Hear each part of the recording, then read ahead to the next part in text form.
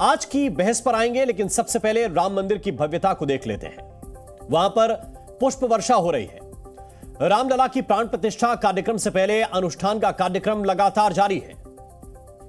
अयोध्या धाम ही नहीं, पूरा देश राम का नाम जप रहा है और 2 दिन बाद वो शुभ घड़ी आ रही है जिसकी प्रतीक्षा सदियों से राम भक्त करते रहे हैं। जरा ये तस्वीरें आप देख लीजिए। यही वो प्रतिमा है जो स्थापित की गई है गर्भगृह में और इसी प्रतिमा की प्राण प्रतिष्ठा, इसी मूर्ति की प्राण प्रतिष्ठा की जानी है, जो 22 तारीख को 12:20 से 1 बजे की जो विधिवत पूजा होगी उसमें प्राण प्रतिष्ठा का कार्यक्रम संपन्न कराया जाएगा। लेकिन इतनी सदियां बीत जाने के बाद भी रामकाज में राजनीति लेकर कई राजनेता अब भी खड़े हुए हैं। AIMIM के अध्यक्ष असदुद्दीन ओवैसी ने अपने सबसे नए भड़काऊ बयान में कहा कि उस जगह पर 500 साल तक मुसलमानों ने नमाज पढ़ी। एक समय वहां रात को मूर्तियां रख दी गईं, लेकिन इस पर कोई कुछ बात नहीं कर रहा। केंद्रीय गृह मंत्री अमित शाह ने पलटवार किया। उन्होंने कहा कि 550 वर्षों तक रामलला का अपमान किया गया और अब जाकर रामलला को उनका मंदिर मिल रहा है। अब आपको हम 2 और शख्सों के बारे में बताते हैं जो मुस्लिम समुदाय के बड़े नामी चेहरे हैं, लेकिन राम के प्रति सम्मान उनका अलग अलग दिखता है। एक तरफ आप देख रहे हैं इकबाल अंसारी है जो राम मंदिर निर्माण में अहम भूमिका निभा रहे हैं, जबकि दूसरी ओर राजनीतिक पार्टी AIMIM के प्रमुख असदुद्दीन ओवैसी हैं। इकबाल अंसारी राम जन्मभूमि केस में मुख्य वादी रहे, उनके पिता भी केस लड़ते रहे, जबकि इस दौरान असदुद्दीन ओवैसी राम मंदिर निर्माण पर लगातार विवादित बयान देते आए। इकबाल अंसारी ने मंदिर निर्माण के हक में जाने का फैसला लिया, जबकि ओवैसी उस फैसले पर अब तक सवाल उठा रहे हैं। यही नहीं, अंसारी प्रधानमंत्री मोदी द्वारा अयोध्या में हुए विकास से प्रभावित हैं और ओवैसी लगातार भड़काऊ बयानबाजी कर रहे हैं। इकबाल अंसारी को प्राण प्रतिष्ठा कार्यक्रम के लिए बाकायदा निमंत्रण मिला है, जबकि ओवैसी लगातार राम की मूर्ति से लेकर तमाम चीजों को लेकर वो प्रश्न उठा रहे हैं। ओवैसी और फारूक अब्दुल्ला जैसे कई और नेता भी हैं जो इस राममय हुए माहौल में भड़काऊ बयानबाजी कर रहे हैं। वहीं अब गृह मंत्री ने असदुद्दीन ओवैसी जैसे नेताओं के बयान पर सीधा पलटवार किया है। सवाल है कि क्यों इस शुभ अवसर पर ओवैसी जैसे बड़े नेता भड़काऊ बोल रहे हैं? क्या तुष्टीकरण की राजनीति 2024 में इनका बेड़ा पार करेगी?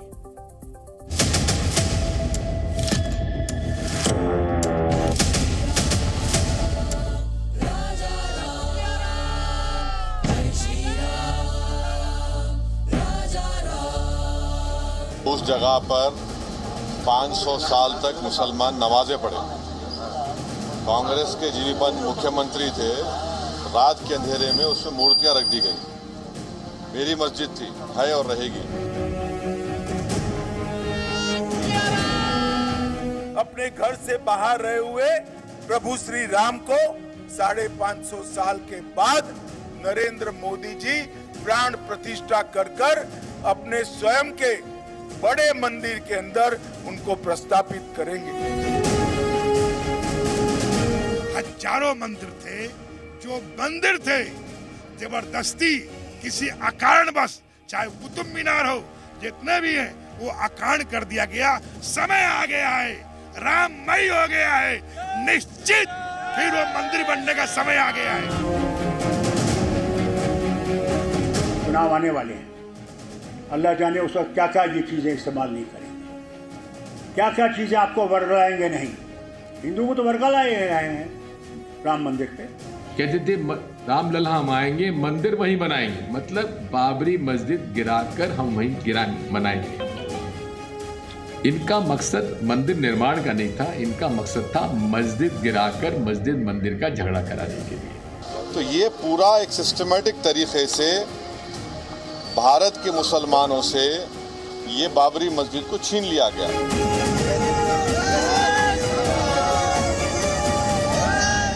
हमने सबको बुलाया है, समान रूप से बुलाया है। जो आए उसका स्वागत है, जो नहीं आए उसकी इच्छा है। राम के दर्शन तो वही कर पाएगा जिसको राम बुलाएंगे।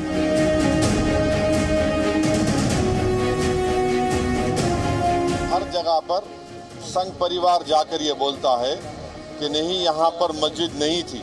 ये भड़काऊ भाईजान मुझे बता दें कि कभी नमाज की बात तो अलग है, ये कभी अयोध्या गए हैं क्या? इन्होंने वो बाबरी देखी भी है क्या? सिर्फ फोटो में देखी होगी उन्होंने।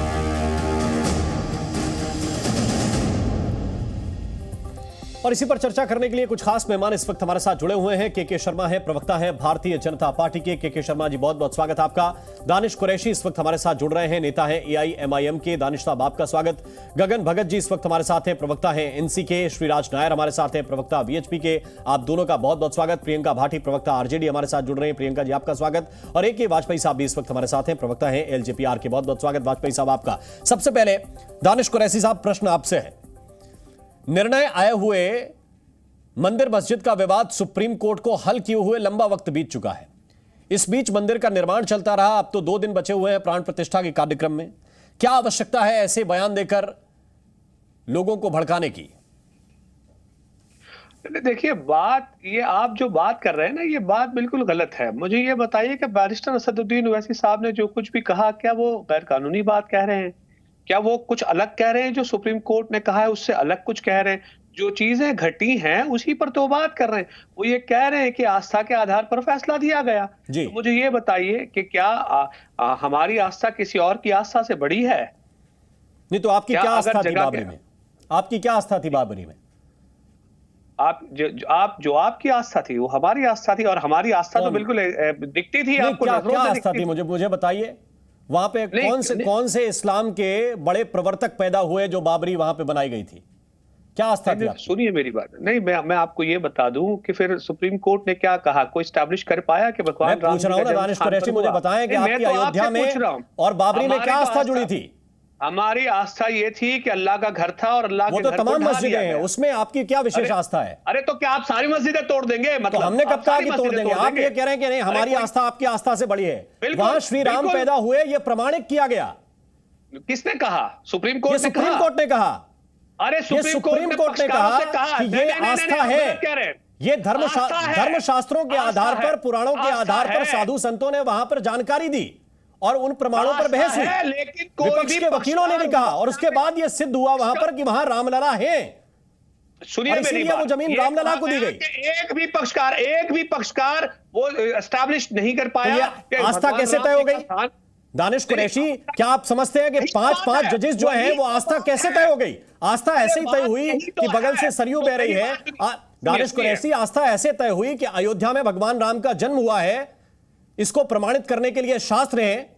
अयोध्या में वो नगरी, वो जगह, उसके बारे में प्रमाण दिए गए कि किस जगह भगवान का जन्म हुआ है, तब तो आस्था तय हुई ना। हवा में तो नहीं होती ना आस्था तय। हमारी मस्जिद ढा के आस्था एस्टैब्लिश कर देंगे आप अपनी। दानिश कुरैशी, वहां पर पहले मंदिर के स्ट्रक्चर थे। सुनिए मेरी बात, सुनिए। जो ओवैसी साहब ने कहा कि जीबी पंत जो वहां के मुख्यमंत्री थे, अगर उस वक्त वो सारी चीजें हटाकर हैंड ओवर कर देते तो क्या ये आस्था एस्टैब्लिश हो सकती थी? क्या 6 दिसंबर को? दानिश कुरैशी साहब, ये आपके पॉलिटिकल स्टेटमेंट हो सकते हैं कि ये करते कि वो करते, राजीव गांधी ताला खुलवाते कि नहीं खुलवाते। प्रमाणिक सत्य क्या है? इफ एंड बट बहुत सारे हो सकते हैं, ये करते कि वो करते। वो तो ये कह रहे हैं कि 85 के बाद केस हुआ। भाई इतिहास में जाएंगे। वो तो कह रहे हैं, असदुद्दीन ओवैसी कह रहे हैं कि 85 के बाद केस हुआ। बीजेपी जब आई तब उन्हें याद आया, महात्मा गांधी को याद नहीं आया। लेकिन सत्यता क्या है? सत्यता क्या है? अगर आप कह रहे हैं मूर्तियां रखी गई तो साल क्या था? साल 1949 था या 1985 था? तो आज नाथूराम गोडसे के हथियारों की भाषा मत बोलिए। दानिश कुरैशी, मैं आपसे प्रश्न कर रहा हूं ना, मुझे आप उत्तर दीजिए ना भाई। हमने तो उत्तर दे दिया। 1853 में अंग्रेजों ने क्या व्यवस्था तय की थी जब उनके हाथ में निजाम था? बोलिए, क्या व्यवस्था तय की थी? उस जगह पर अगर विवाद बीजेपी का खड़ा किया हुआ है आपके मुताबिक, तो मुझे जरा यह बताइए कि अंग्रेजों ने क्या व्यवस्था तय की थी? अरे 1984 में भी। अरे 1984 छोड़ दीजिए, मैं 1853 की बात कर रहा हूं सर। 34 के अंदर में अंग्रेजों ने यह व्यवस्था तय की थी, अगर आपको नहीं मालूम, दर्शकों की जानकारी होनी चाहिए।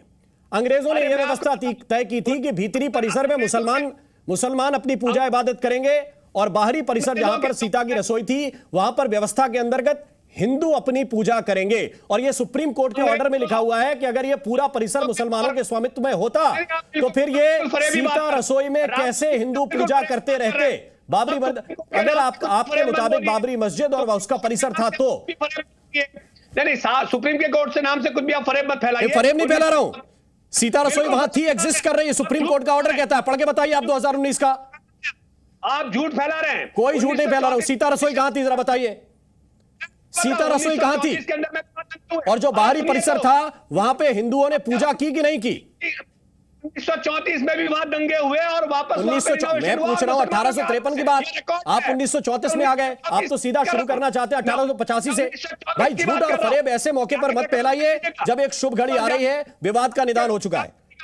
मैं के शर्मा को डिबेट में लाना चाहता हूं। के शर्मा जी, इस वक्त क्या ये स्थिति, आधी बातें, जब सुप्रीम कोर्ट पूरी बात कह चुका है तब भी आधी बातें, आधा झूठ, क्या इनका मकसद क्या है? मुझे राम मोहन जी, मैं आज जो देश में अभी वर्तमान में जो माहौल है, जो उत्साह का, जो उमंग का, जो उत्साह का, और जितनी श्रद्धा और भक्ति, और पूरा देश क्या पूरा विश्व इस समय राम में है, ऐसी परिस्थिति में इस तरह के आसुरी शक्तियों के जो बयानात हैं वो इनके आसुरीपन को दिखाता है। और ये हुआ है, हमारे शास्त्रों में लिखा गया है कि जब जब कोई अच्छा काम होता है और ऋषि संत महात्मा ऋषि जो यज्ञ करते थे बड़े बड़े, तो आसुरी शक्तियाँ उसमें विघ्न बाधा डालने के लिए कहीं कंकाल, कहीं हड्डियाँ कुछ फेंक कर ऋषि मुनियों को परेशान करते थे। तो वो काम आज भी हो रहा है। तो आसुरी शक्तियों के जो वंशज चले आ रहे हैं वो आज इस काम को कर रहे हैं। लेकिन मैं दूसरी बात और कहूँ, अभी इन्होंने एक प्रश्न कहा कि वहाँ क्या मिला। वहाँ पर अवशेष जो पुराने मंदिर के हैं, प्राचीन मंदिर के, वो अवशेष नीचे मिले। और ये हम नहीं कह रहे हैं साहब, पुरातत्व विभाग में के मोहम्मद साहब थे, जिनको कि ऑलरेडी जो पुरातत्व विभाग के थे उन्होंने वो सारे, आप भैया बीच में मत बोलो, एक बीच में मत बोलो, ये बदतमीजी है, ये बदतमीजी मत करो। बात पूरी कर लीजिए। और आप बदतमीजी मत के लिए मैं एक चीज और बता देता हूं दानिश कुरैशी, अगर आपको अभी भी यकीन नहीं है, अयोध्या में अभी भी वो पत्थर रखे हुए हैं, अभी भी वो पत्थर रखे हुए हैं जो अंदर से निकले, वो कहीं नहीं गए। सुनिए सुप्रीम कोर्ट में जो अभी भी रखे हुए हैं, जाकर आंखों से देख के आइए। सुनिए कि कोई भी व्यक्ति, अरे आप जाके देखाइए मोहन जी, अगर मैंने देखा हुआ है, रिपोर्ट किया हुआ। नहीं, आपको अगर दानिश कुरैशी साहब, इसी बहाने आप भी चले जाएंगे, दर्शन कर लेंगे। मेरी बात सुनिए। अरे सुनिए, मुझे कहां जाना है मुझे पता है। मैं कहता हूं देख के आइए ना, वहां पे रखे हुए हैं। मैं तो रिपोर्ट करके आया हूं वहां से। एक पत्थर अपनी आंखों से देखा है, एक पत्थर अपनी आंखों से छुआ है, हाथों से छुआ है। इस तरीके का एटीट्यूड आप ना रखें मेहरबानी करके। मेरा मजहब अपना है, आपका मजहब अपना है। सर मैं तो ये कह रहा हूं कि दर्शन कराइए, इसमें क्या आपत्ति? आपका अपना मजहब है, आप अपने मजहब को मानिए। मेरी अपील है, आप ठुकरा दीजिए। इसमें नाराज क्यों हो रहे हैं? मुझे क्या करना है, मैं तय करूंगा या आप तय करूंगा? अरे तो कुरैशी साहब आप तय कीजिए। मुझे मेरा अपील का अधिकार भी छीन लेंगे क्या? मैं तो सिर्फ इतना कह रहा हूं। तो ऐसे तो यही तो कहा मैंने। आप? मैं धमका थोड़ी रहा हूं। वही तो कह रहा हूं। आप धमका क्यों रहे उल्टा? मैं तो ये कह रहा हूं कि आप कराइए दर्शन, नहीं करना हो आपकी इच्छा है। मैं तो पत्थरों के बारे में जानकारी दे रहा था। मैंने तो उस म्यूजियम के अंदर से रिपोर्ट की है, वहां पर जाकर एक एक पत्थर को छुआ, स्पर्श किया, और आप जाकर दिखाइए कि मंदिर की कैसी नक्काशी होती थी, अभी कैसी है, पहले कैसी नक्काशी होती थी, जाकर देख के आइए। अब के शर्मा का जवाब पूरा हो जाए फिर मैं आपके पास आता हूं, फिर वाजपेयी साहब के पास। गाने सुनिए और वो हमारे सामने है जी। नहीं देखिए शर्मा जी, मैं देखिए इनको तो ये दिक्कत होगी। हालांकि आज ये समय नहीं है इस विषय पर चर्चा करने का, लेकिन मैं मुझे कहना पड़ रहा है क्योंकि आपने डिबेट रखा है। मैं तो आज राम के भगवान जो पूरा देश जिस भाव भक्ति इसमें उमड़ा है, मैं तो उसकी सम्मान करता हूँ और आज इस तरह की बातों पर मैं जाना नहीं चाहता था। लेकिन मैं पुनः कहता हूँ कि वहाँ पर जो अवशेष मिले और जो उसमें जो पुरातत्व विभाग के हैं, जिसमें कि उसमें मुस्लिम भाई भी थे जो पुरातत्व अधिकारी थे, उनके बयान हैं, हमारे भी नहीं, और जो कोर्ट में सबमिट भी हुए और बाकायदा आज भी वहाँ संग्रहालय बना के रखा गया है। दानिश कुरैशी गए नहीं होंगे कभी, वो वैसे भी नहीं गए होंगे, तो उन्हें पता क्या, उन्हें तो टीवी में बैठ के यहाँ लोगों को भड़काना है, लोगों को आग लगाना है। इसलिए भैया मैंने बीच में नहीं बोला था, इसलिए रुक जाओ। आप सुन लीजिए, अब मैं बताता हूँ। फिर राम जी ऐसे कैसे होगा, एक एक करके जल्दी। इस तरह नहीं। दूसरी बात मैं कहना चाहता हूँ कि पूरे जो करोड़ों दर्शक आपके देख रहे हैं वो दो बात से विषय को तय कर लें। क्या भगवान राम पहले आए या बाबर पहले आया, या बाबरनामा पहले लिखा गया या महर्षि वाल्मीकि ने रामायण पहले लिखी? आप इसी से निर्णय कर सकते हैं कि जिससे समझा जा सकता है कि जब महर्षि वाल्मीकि ने रामायण लिखी उसमें पूरा तथ्य लिखा कि सरयू नदी के किनारे इतने दूरी पर यहाँ पर भगवान राम का जन्म हुआ है। बाबरनामा कब लिखा गया? बाबरनामा में मस्जिद की बात यदि तोड़ के एक लिखी गई है कि मंदिर को तोड़ के जो है मस्जिद बनाई गई, तो किसको सत्य मानेंगे आप? तो पहले जो लिखा गया, और बाबर का अस्तित्व भगवान राम से पहले का है क्या? इसको समझना चाहिए, इसी से इसे समझ सकते हैं। दूसरी बात, जो इनके बैरिस्टर हैं ओवैसी साहब, पता नहीं कहाँ की बैरिस्टर की डिग्री लेके आए, मुझे तो आज तक नहीं समझ में आया। सुनिए, लोगों ने सवाल मोदी साहब पे किया होगा, बैरिस्टर साहब पे, बारिक साहब की डिग्री पे किसी ने सवाल नहीं किया। नहीं, मैं बताता हूँ, मैं बताता हूँ, बता दूं आपको। सुन लीजिए भैया, चुप हो जाओ ना। मैं जो बोल रहा हूँ, बैरिस्टर साहब की डिग्री पे किसी ने सवाल नहीं किया। मैं बताता हूँ ना डिग्री उनकी। वो बैरिस्टर होंगे, लंदन से पढ़ के आए होंगे, कौन सी कानूनी पढ़ाई है। ट्रिपल तलाक पे विरोध किया, असंवैधानिक बताया। धारा 370 को हटाना, असंवैधानिक बताया। राम मंदिर का निर्णय अरे भैया, आज तक कोर्ट में खड़ा होकर बहस क्यों नहीं किया? जाते जाके बहस कर लेते, मूर्खों की तरह जो है आज बैठ के टीवी में बयान देते हो, वो जाके बहस करते ना, जाके बहस करते। वो बैरिस्टर लर्निंग से आप प्रैक्टिस नहीं करते, और नहीं करते तो भैया कानून को झूठ क्यों फैलाते हो? मेरी बात, ये झूठ क्यों फैलाते हो? ये बताइए, मुझे ये झूठ क्यों फैलाते हो? आपकी डिग्री के बारे में आप जितनी धारा बताते हो, जितनी धारा बताते हो। मैं वापस आता हूँ के शर्मा जी, आपके पास हमारे साथ श्रीराज नायर है। मैं मोहन जी, मैं केवल एक बात कह रहा हूँ, बताइए, जहाँ मोदी साहब खुद चाय बेचते थे, वो भैया मुझे कुरैशी साहब, दानिश कुरैशी साहब, मैं ये कह रहा हूँ, आपने तो धारा 370 असंवैधानिक बता दी थी, अदालत ने क्या किया?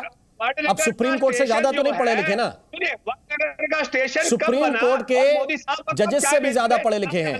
ठीक है, उस पे आऊंगा मैं, श्रीराज नायर साहब। अभी पढ़ाई पे बहस नहीं हो रही।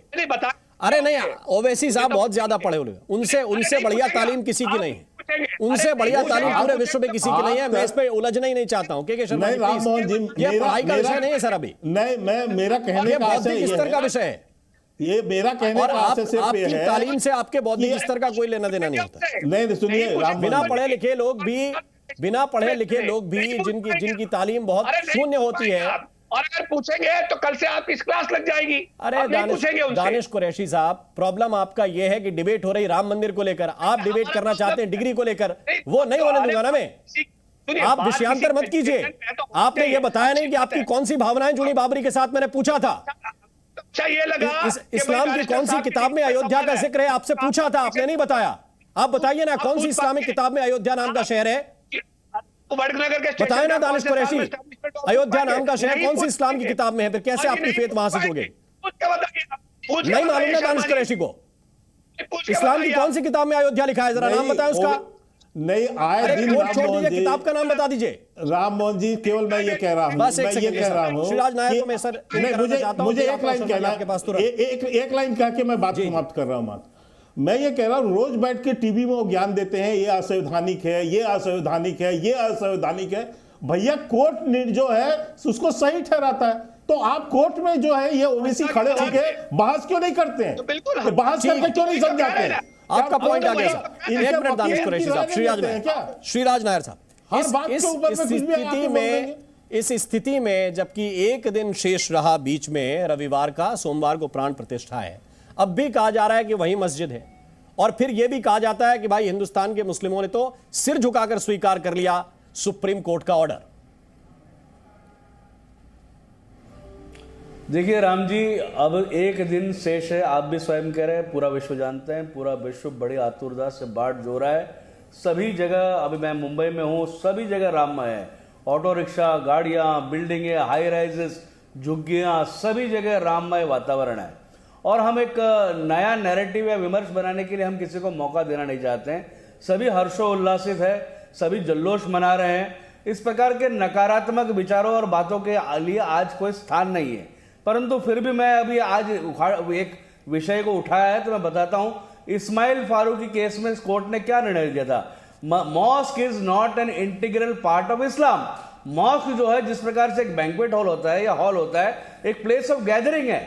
आज हम देखते हैं ये जो भारतीय मुसलमान जो 3, 4, 5 पीढ़ी पहले मैक्सिमम कन्वर्ट हुए हैं, जिनको अरबी दुनिया 2 कौड़ी का मानती नहीं है, 3rd ग्रेड सिटीजन मानती है, वहां पे 1 इंच जमीन नहीं ले सकते, वहां की लड़की से शादी नहीं कर सकते, वहां की नागरिकता प्राप्त नहीं कर सकते, और ये लोग यहाँ पे किस प्रकार के इस्लाम की बात कर रहे हैं? सऊदी अरेबिया, कुवैत, ओमान, कतार, बेरूट, लेबनान, सभी जगह हाईवे और इंफ्रास्ट्रक्चरल प्रोजेक्ट के लिए मस्जिदों को गिराया जा रहा है और मस्जिदों और रास्ते बनाए जा रहे हैं। यहां पे किस प्रकार के, और दूसरी बात, यहां तो अगर ये नमाज तो रेलवे स्टेशन में भी पढ़ते हैं, ये नमाज पढ़ते हैं एयरपोर्ट पे, कहीं भी जगह नमाज पढ़ते, तो क्या सभी जगह इनकी हो गई क्या? तो आज एक सिलेक्टिवली अपनी सहूलियत अनुसार ये कॉन्स्टिट्यूशन को या संविधान को मानेंगे, अपनी सहूलियत अनुसार ये कोर्ट के निर्णय को मानेंगे। तो ये सब क्या मजाक बन चुके हैं, इनको कोई सीरियसली लेता नहीं है। खैर, आपको भी अपना एयर टाइम में कैसे कोई एक दो पपलू चाहिए होते हैं तो आप भी बुला लेते हैं और दुनिया इनका मजाक उड़ाती है। तो ठीक है, अभी आज हम कोई नया नैरेटिव देंगे नहीं, सभी को हम जय श्री राम बोलेंगे, मंदिर वहीं बना रहे हैं। इन्होंने तारीख पूछी, अब ये हमको याद है ओवैसी साहब डिबेट पर हंसते थे कि कभी मंदिर बनेगा नहीं। ओवैसी साहब हंसते थे 370 हटेगा नहीं। आप भी जय श्री राम बोलिए, अपने पूर्वजों के ऊपर जो यात्राएं ढाई है फोकस करके आप बोलते हैं, का सोचिए नायर साहब, आपके पूर्वजों आप को फोकस करके बोलते हैं कि हम मंदिर वहीं बना रहे हैं, कन्वर्ट किया, धर्मांतरित किया अपने। और ये तस्वीरें इस वक्त हम आपको दिखा रहे हैं रामेश्वरम की। बिल्कुल अभी तस्वीरें जो हमारे पास आ रही हैं, प्रधानमंत्री नरेंद्र मोदी रामेश्वरम में हैं और भगवान के श्री चरणों में प्रणाम कर रहे हैं। स्नान करके वो आए, उनको इसके बाद विधिवत एक दफा और स्नान कराया गया, जो कूप वहां पर है उसके जल से प्रधानमंत्री ने स्नान किया। अलग अलग 22 कुंड हैं और उन कुंडों के जल से प्रधानमंत्री ने स्नान किया है। ये देखिए, वहां पर अलग अलग जो है इस तरह के 22 कूप हैं, 22 कुंड हैं और 22 कुंडों के जल से प्रधानमंत्री ने स्नान किया है। और ये समुद्र है, रामेश्वरम का समुद्र। इसी को पाट कर, इसी पर सेतु बनाकर लंका की तरफ अपनी सेना लेकर प्रभु श्री राम गए थे और यहीं उन्होंने कहा था कि विनय न मानत जलध जड़, गए 3 दिन बीत, बोले राम सकोप तब, भय बिन होए न प्रीत। हमारे साथ डॉक्टर गगन भगत हैं। डॉक्टर गगन भगत, अब तो मैं देख रहा हूं कि फारूक अब्दुल्ला साहब भी रामधुन गा रहे हैं और इसके बीच में असदुद्दीन ओवैसी ऐसे विवाद उठा रहे हैं, क्या कहेंगे आप? राम जी नमस्कार, साथी पैनलिस्ट को नमस्कार और जी न्यूज के सारे दर्शकों का अभिनंदन, स्वागत और जय सिया राम। जय सिया राम। देखिए जी, बात ऐसी है कि मैं भाजपा को बधाई देना चाहता हूं, क्योंकि जो मुद्दा उन्होंने पकड़ा और परसों प्राण प्रतिष्ठा के साथ ये मुद्दा उनका लगभग खत्म हो जाएगा। और इस बात की एक खुशी है मुझे, जो माहौल वातावरण बना है, मुझे खुशी है कि कम से कम कोई मंदिर बन रहा है जहां पर इबादत होगी, पूजा होगी, पाठ होगा, जहां पर कोई अच्छी बातें सिखाई जाएंगी कि कैसे समाज में व्यक्ति का निर्माण होता है, कैसे समाज को अच्छा बनाया जाता है। एक मंदिर में एक समाज को दिशा मिलती है, तो वहां पर कोई अच्छा काम होने वाला है। और मैं बहुत बधाई दूंगा भाजपा के नेताओं को, कारण ये है कि इन्होंने जो मुद्दा पकड़ा उस मुद्दे को पूरा किया। और माननीय प्रधानमंत्री जी, मैं उनको भी बधाई दूंगा कि जिस प्रकार से वो पूरे देश भर में घूम घूम कर प्राण प्रतिष्ठा के लिए आह्वान कर रहे हैं, मैं तो बधाई दूंगा। क्यों, कितने ज्यादा प्रतिज्ञाबद्ध है वो। किसी भी अपने कोई एम को लेकर कैसे किया जाता, हमें बहुत कुछ सीखने की आवश्यकता है। यहाँ पर मैं किसी चीज पे कटाक्ष नहीं करूंगा, कारण ये है क्योंकि ये धर्म जो होता है बहुत निजी मामला होता है, हर किसी की आस्था होती है और भगवान राम जैसे मर्यादा पुरुषोत्तम जो है हम सबकी आस्था है।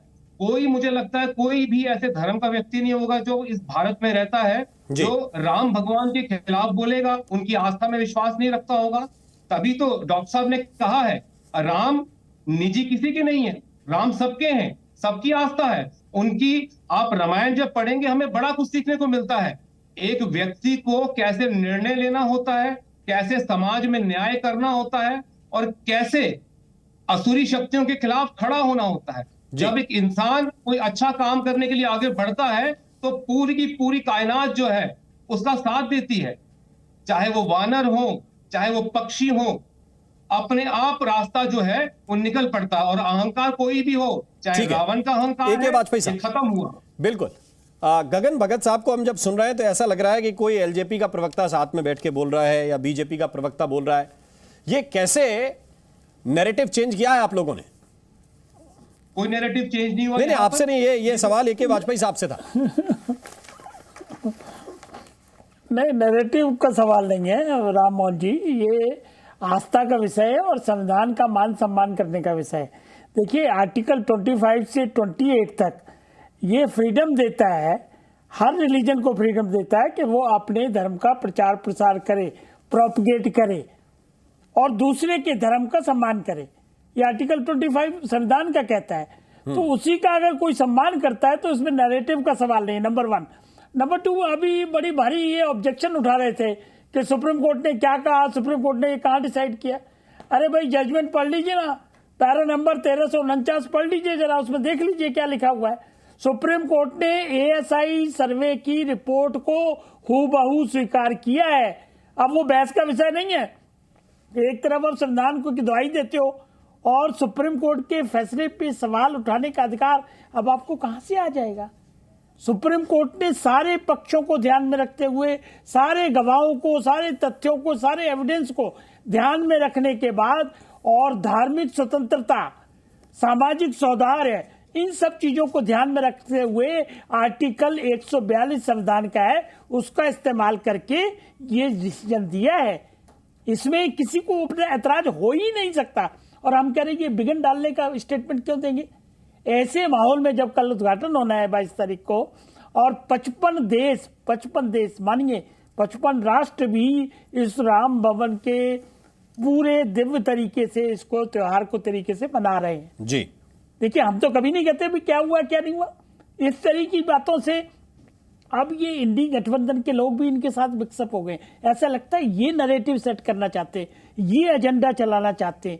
ये गालियां दे रहे हैं सनातन धर्म को, हिंदू धर्म को गालियां दे रहे हैं और कोई एक दूसरे को रोकता भी नहीं है। आप याद करिए, समाजवादी पार्टी के मुलायम सिंह हुआ करते थे, उन्होंने तो राम भक्तों पे गोलियां तक चलवाई थी। आप याद करिए, कपिल सिब्बल सुप्रीम कोर्ट में जब इसकी बहस चल रही थी तो उन्होंने तो खुलेआम कहा, अपोज किया कि इसकी बहस मत सुनिए, इसका निर्णय मत करिए, इसको चुनाव के बाद देखा जाएगा। अखिलेश बाबू चीफ मिनिस्टर थे, 7000 पन्नों की ट्रांसलेशन करानी थी हिंदी से इंग्लिश, जानबूझ के 3 साल तक इन्होंने ट्रांसलेशन नहीं होने दी।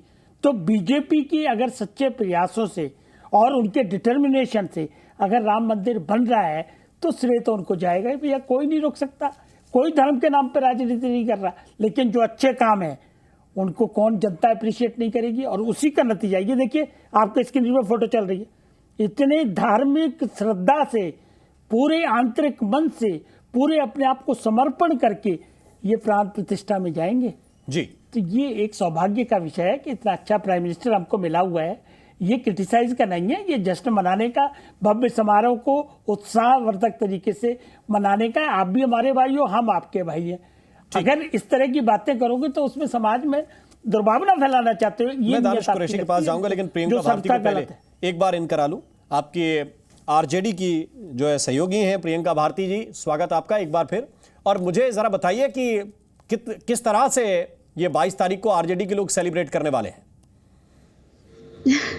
दिया जी, आपका टॉपिक ही बड़ा विचित्र सा था, मुझे समझ नहीं आया। मुझे बस इतना कहना है कि जिनको बाबरी में इंटरेस्ट है, जिनको जानना है क्या हुआ नहीं हुआ, वो सीधे सीधे जाकर लिबरहन कमीशन की रिपोर्ट पढ़ सकते हैं, जिसको सुप्रीम कोर्ट ने भी कोर्ट किया है कि वो इस रिपोर्ट को अफर्म करते हैं कि पूरे प्री प्लान साजिश के तहत में उसको ढाया गया था। रही सेलिब्रेशन की बात, तो हम सेलिब्रेट कैसे करेंगे? जो लोग प्राण प्रतिष्ठा में जा रहे हैं वो जब राम मंदिर में जाएंगे तो वो कुछ प्रार्थना करेंगे, उनके मन में तो अवश्य कुछ कामनाएं होंगी। वो प्रार्थना क्या करेंगे कि जिनको रोटी रोजगार नहीं है रोजगार मिल जाए, कल के लिए उनको भोजन की चिंता ना करना पड़े, उनको ये ना सोचना पड़े कि गैस खरीद पाएंगे कि नहीं पाएंगे। तो ये उनकी चिंताएं हैं और ये उन्हीं की चिंता नहीं है, राम की भी चिंता होगी कि मेरे जो सभी जन हैं, जो मेरे बच्चे हैं। इसमें आरजेडी के लोग अपनी चिंता भगवान के सामने व्यक्त नहीं करेंगे?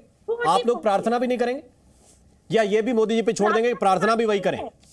हमारी प्रार्थना इतनी है कि जितने भी जन हैं, जो राम के बच्चे हैं, सबके पेट तक निवाला पहुंचे। और दूसरी बात, जो लोग राम का नाम ले रहे हैं पर मन में रावण पाले हुए, आपको पता होगा शर्मा जी कि कल परसों की ही रिपोर्ट है, राम रहीम जी को फिर से पैरोल दे दिया गया है। और ये लगातार पैरोल पे पैरोल मिलने का क्या वजह हो सकता है, मुझे नहीं समझ में आ रहा। रावणों को खुला छोड़ना, ये कौन सा राम चाहेंगे? राम कभी चाहेंगे कि रावण खुले में घूमे? अच्छा, लालू प्रसाद यादव जी को क्या मिला हुआ है? कितना लंबा जमानत मिला हुआ है? जिस पार्टी के लोग, कितना लंबा जमानत मिला हुआ है लालू जी को? लालू जी को, अरे लालू जी तो देश के नेल्सन मंडेला हैं। अरे है तो, लेकिन कितना लंबा जमानत मिला हुआ है? लालू जी देश के नेल्सन मंडेला। अरे है, मंडेला जी हैं, चलिए चलिए बोलिए, लेकिन कितना लंबा जमानत मिला हुआ बताइए ना। चारा चोर लालू जी को, आप लालू जी को चारा चोर है। अरे मैं तो पूछ रहा हूँ कि कितना लंबा जमानत मिला हुआ है, मेरा प्रश्न आपसे, मैंने किसी से कंपेयर नहीं किया, आप ही मंडेला जी से कंपेयर कर रही हैं। तो आप कंपेयर कर रहे हैं राम रहीम मैं तो मैं कर रहा हूं लालू प्रसाद यादव जी के बारे में सवाल, आपने कंपेयर किया मंडेला जी से। मैंने कहा कि आपकी बात मान लेता हूं, मुझे बताइए कितनी लंबी जमानत मिली है?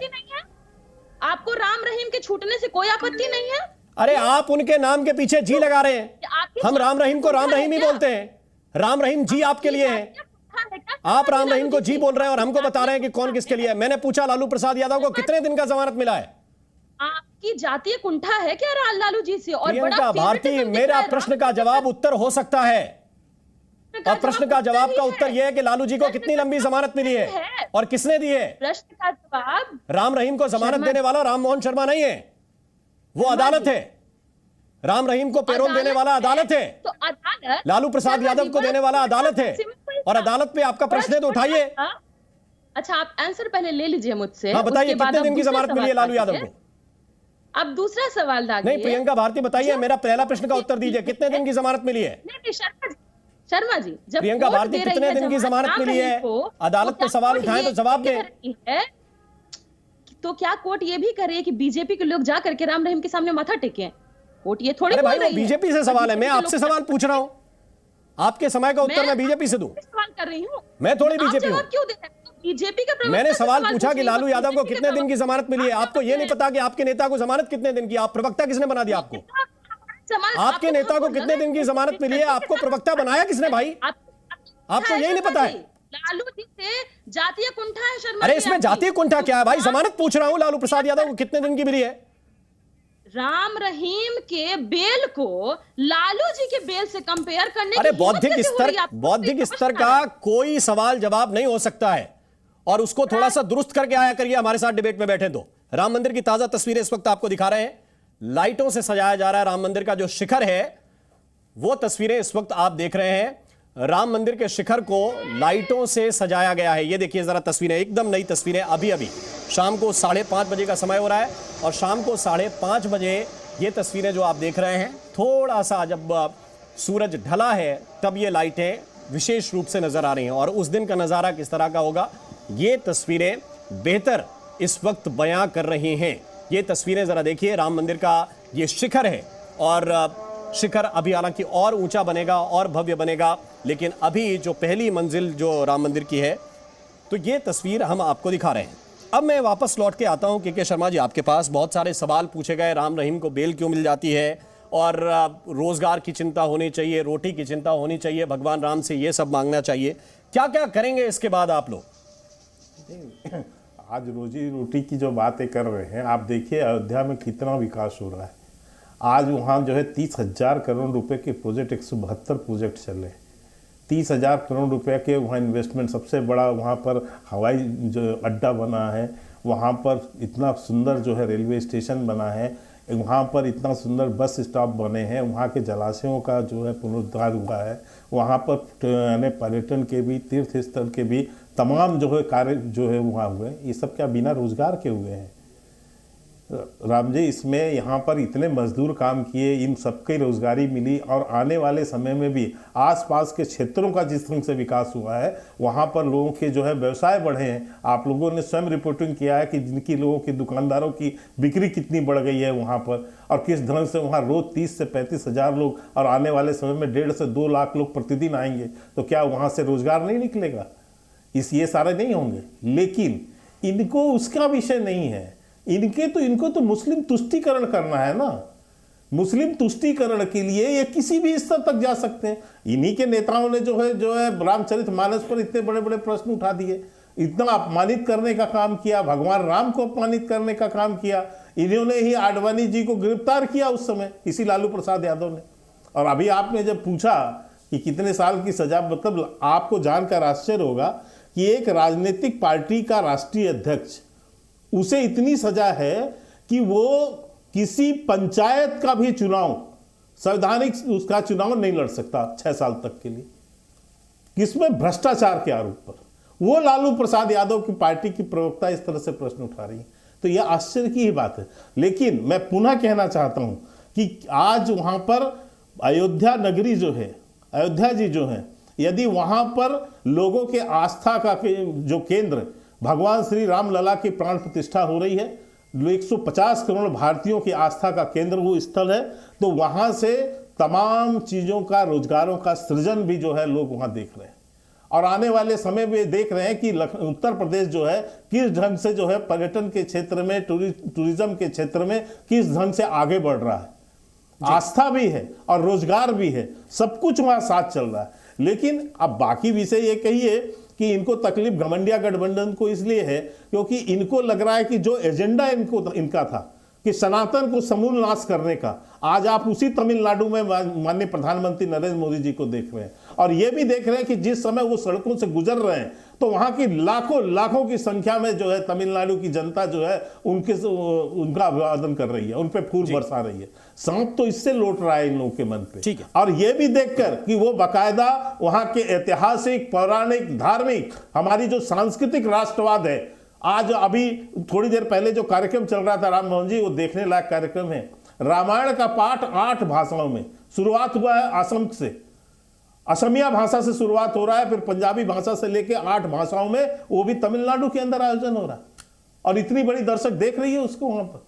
तो किस ढंग से एक सांस्कृतिक रूप से भारत बंधा हुआ है, एकता बंधाई हुई है, इसको देखकर इन लोगों के घमंडिया गठबंधनों के जो दिल में सांप लौट रहा है, जिनका एजेंडा रहा है क्षेत्र के आधार पे, भाषा के आधार पे इस भारत को बांटो और अपना वोट बैंक सीधा करो। माननीय प्रधानमंत्री जी ने सबको एक सूत्र। मैं दानिश कुरैशी साहब के पास चलना चाहता हूं। सूत्र पर दानिश कुरैशी साहब, अब ए.के. वाजपेयी साहब जो खुद भी वकील हैं सुप्रीम कोर्ट के, वो बता रहे थे आपको कि सुप्रीम कोर्ट के आदेश का पैरा नंबर 349 अगर आपने पढ़ा हो, एएसआई की रिपोर्ट हूबहू कबूल की गई है। एएसआई की रिपोर्ट में क्या लिखा, बार बार बताने की आवश्यकता नहीं है। सब कुछ आईने की तरह साफ होने के बावजूद क्या आप लोगों को या आपके अध्यक्ष जी को 2024 की चिंता है? अपनी कुछ 2 कॉन्स्टिट्यूएंसी 4 कॉन्स्टिट्यूएंसी एड्रेस करने की चिंता है कि उन्हें लगता है कि नहीं, अगर छेड़ेंगे नहीं इस मुद्दे को तो अपना वोट हट जाएगा और कट जाएगा, कांग्रेस ले जाएगी, जैसा तेलंगाना में उन्होंने कुछ हिस्सा आपसे छीन लिया।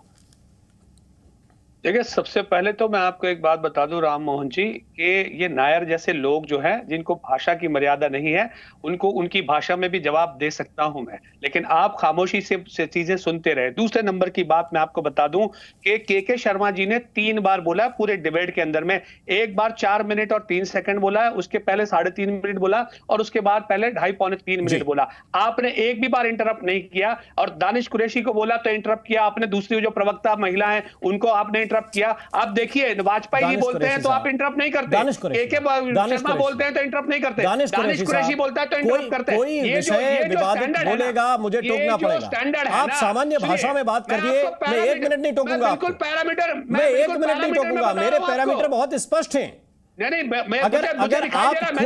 अगर आप खुद सालों की जमानत लेकर बैठे हैं, आप किसी दूसरे केस को राम मंदिर से कंपेयर करने के लिए लेके आएंगे तो मैं पूछूंगा कि जमानत कितने दिन की है। सुनिए मेरी बात, सवाल ये है कि अगर मैं केवल दिन पूछ रहा, मैंने कोई विवादित प्रश्न तो पूछा नहीं आरजेडी की प्रवक्ता से।